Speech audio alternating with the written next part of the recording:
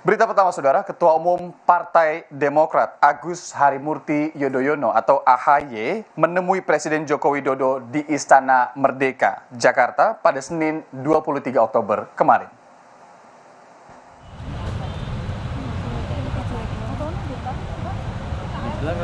Berdasarkan pantauan tim Kompas TV, AHY bertemu Presiden Jokowi pada hari Senin petang sekitar pukul 17.30 hingga menjelang 18 waktu Indonesia Barat.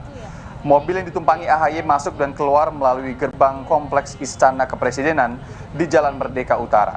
AHY kemudian masuk melalui pintu samping Istana Merdeka.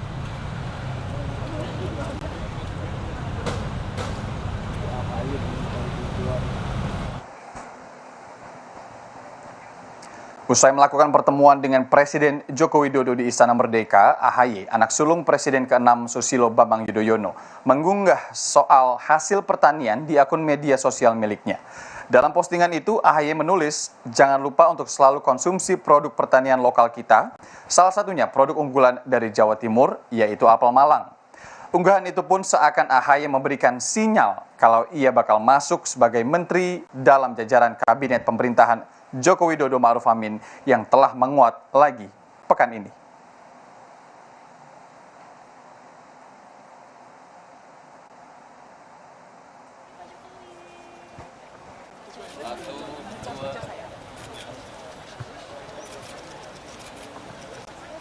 Presiden Jokowi membenarkan pertemuan Ketua Umum Partai Demokrat Agus Harimurti Yudhoyono di Istana Merdeka Senin kemarin.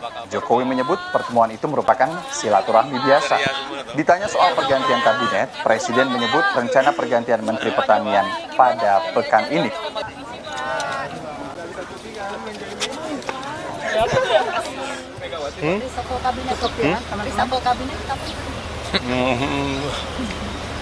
Mungkin minggu ini.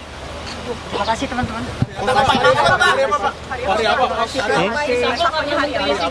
Baru disiap. Pos apa saja Pak yang akan dirombak, Pak? Pos menteri apa yang akan dirombak, Pak? Pos Menteri Pertanian. Terima kasih Pak. Terima kasih Pak.